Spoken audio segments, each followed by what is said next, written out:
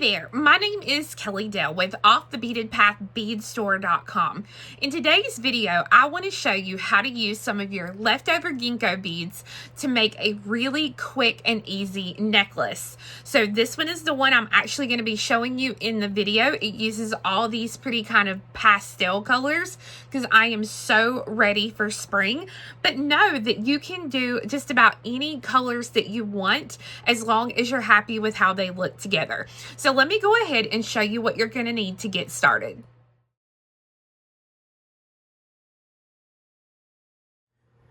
One of the products I'll be using today is the Beading 49 strand wire, but this is a 0.013 in its diameter.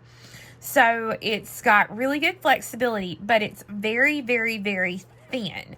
And I like to use this because the longevity of it is going to be longer than if I used a thread to do this with. You can see I have an assortment of my Ginko beads here. I've got a turquoise or teal, I've got a green, a purple, a orange, and a pink in those. So if you've never worked with a Ginko bead has two holes. So it has a hole here that runs through it and a hole here that runs through it.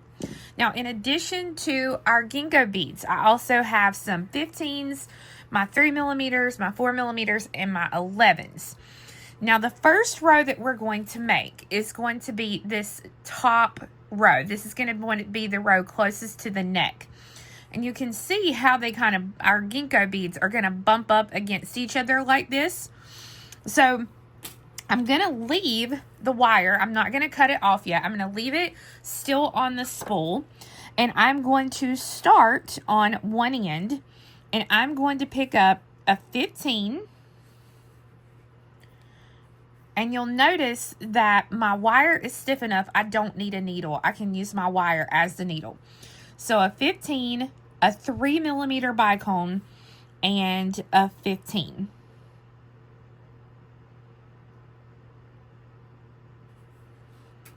Okay, so those are the first three beads that I'm going to put on. Now, you want to take your beads, the easiest thing to do is to bump them up against each other just like this. This will help to make sure that you are threading them on correctly. So I'm going to be threading, if I have them laid like this, I'm going to be threading through the top hole there, just like that. And then I'm going to thread on a 15 and then the top hole of the second Ginko, so that when you pull them down together, they're going to bump back to back just like this. Now it's going to be a 15, a 3mm, and a 15. And then I'm going to take my next set of Ginko beads. I'm going to set them back to back like that. And I'm going to thread on the top holes. So Ginko, 15, and Ginko. So that the points are going to touch each other just like that, and then they're going to bump up towards each other. So I'm going to continue to do this repetition of threading on the beads until it goes around my neck, and I have about ½ an inch left to finish off for the clasp. Now, once you have the length that you want and you're happy with it, go ahead and either use a bead stopper or some Scotch tape or whatever you've got and put a bead stopper on one end. And we want to make sure we leave just enough on the other end that we can work with. So I'm going to leave just a couple of inches, and I'm going to snip that end. And then you can either clip it or, again, use another little piece of tape. Now, we're going to need another piece of wire, and this piece of wire you can either leave on, or I suggest going ahead and cutting it, just because we're going to be going through those second holes, and sometimes we cause more harm, and we can almost kink it if we're not careful. So I'm going to go ahead and roll off some wire. You'll kind of know how much you used from the first strand. And then what I'm going to do here, again, I want to make sure that I can either, had to get the tape, that I can either clip it in here, or I'll just use a little piece of painter's tape, scotch tape, whatever you've got, to tape this end off so that way I don't have to worry about it. I'm going to pick an end to start with. It doesn't matter which end. And I'm going to go ahead and start in the same manner that I did here. I'm going to pick up a 15, a 3mm bicone, and a 15. And then I'm going to pass through the open hole of that Ginko. And I'm going to zoom in here just a little bit for you.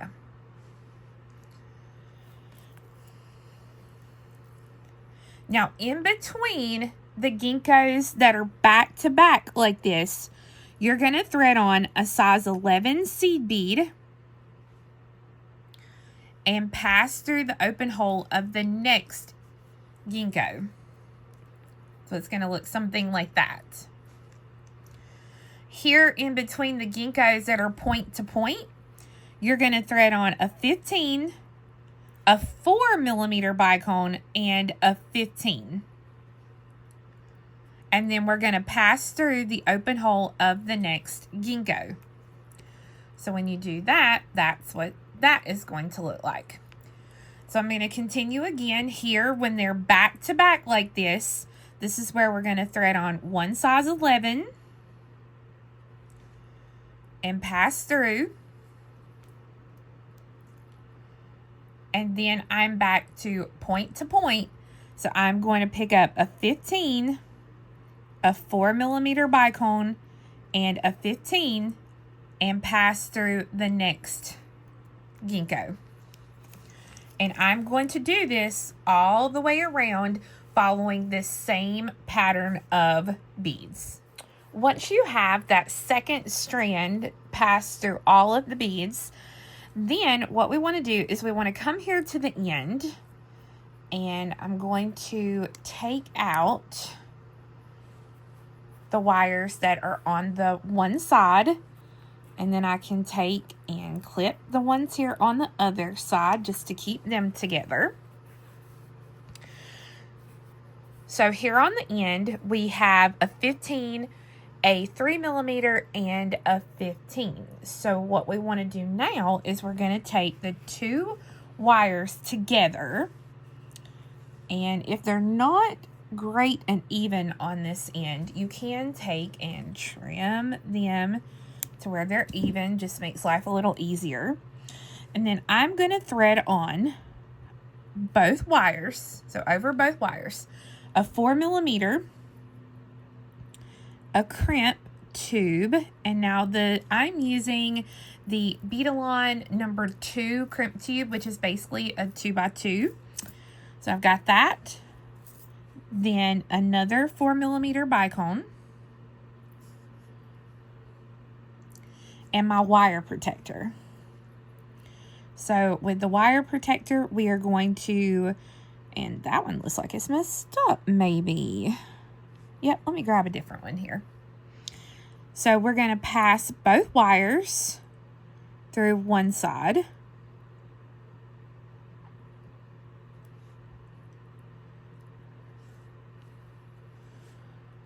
Pull it through. And then we're going to pass both wires down through the other side. Now this is why I like using this specific size wire, because I can get both pieces of wire into my wire protector. I'm going to thread on my clasp. You can use any type of clasp. I personally like to use this magnetic just because it's easier for me to use. And then once I have that, I'm going to bring both wires back down through the bicones, the crimp tube, and the bicones. So again, that's another great thing about using these thinner wires.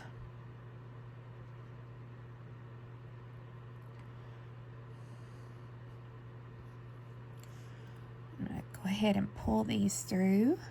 Being careful not to get them kinked or anything like that. If you want to, you can go ahead and kind of squeeze the wire protector so it will close it up a little bit more. And then I got to get through this last one here. There we go. All right, so when you get that, this is what that end should look like. So now I'm going to use my crimp pliers. I'm going to come into that back hole first and crimp, press, and then I'm going to come into the front hole and press. And we'll put a link down below for a video on crimping that will walk you through the steps of that if you're not familiar with it. So you want to give it a really good tug, make sure it's secure, and it is secure. So I'm going to go ahead and cut off these two wires. So grab them and now trim just those two. Don't grab a hold of the other two. Okay, so now I have those two wires trimmed, and then I'm going to take and I'm just going to start pulling the beads up on each end.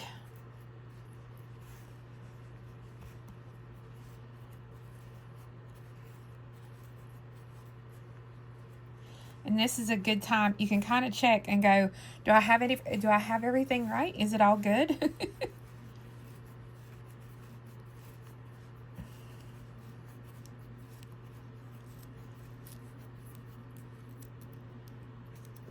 Okay. All right, so let me zoom out just a little bit here. Okay.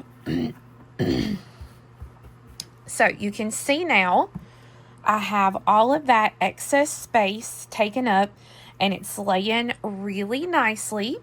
So I'm going to go ahead and I'm going to take the clip off and take the little piece of tape off. And then I'm going to do the exact same thing on this end as I did on the other end. So you can see there I have my endings with the 15, the 3, and the 15.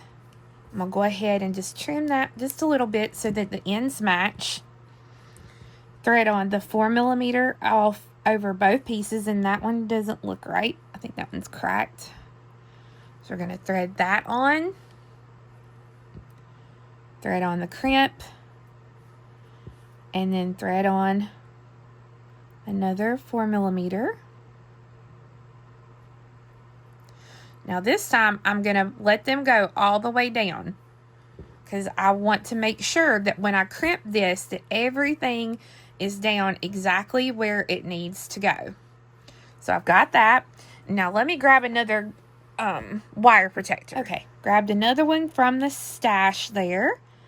So I'm going to go ahead and take the wire up through the one side.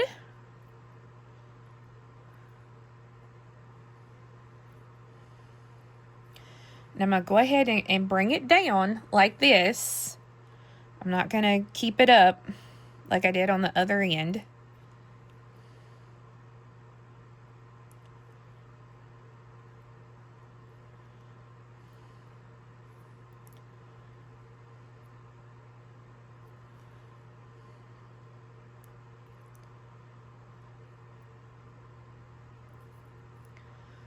Okay, so I've got those in there, just like that.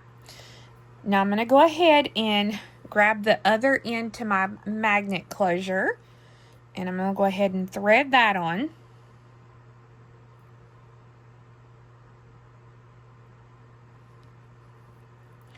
Make sure it goes up into the wire protector.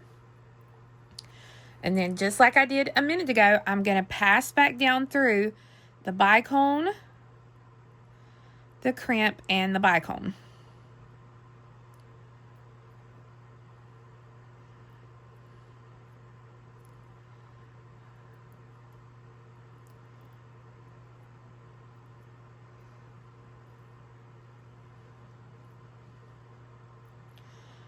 Let's see, I see one. Now where's the other one?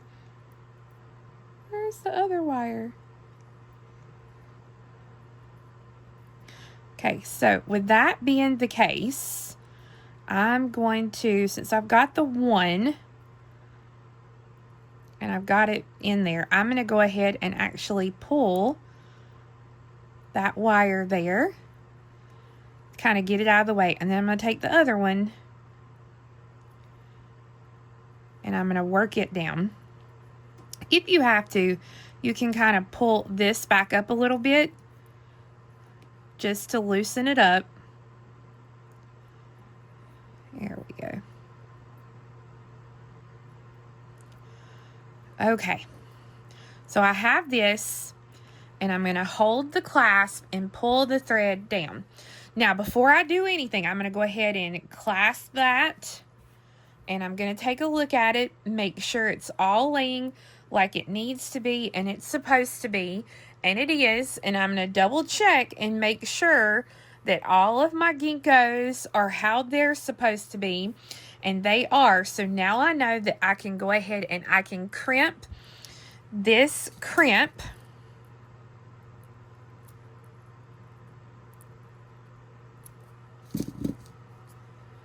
and then trim, so that now I have the necklace complete. So you can see here that this one lays really nice. I love how this one lays. And when you wear it, it's going to lay exactly like this. It's going to be nice and flat against your skin. And this one, I used Preciosa 3 and 4 millimeters. Now, I want to show you on this one, you can see that when I lay this one down flat, this one lays the same way. Now, this one is made with 3 and 4 millimeter Thunder Polish Bicones. So they're made out of a different brand. But when I pick this up, you can see kind of how it does, like that. So there's nothing wrong with it, because when I put it on, it's still going to lay the same way. It's just those Thunder Polish tend to make it lay a little bit different.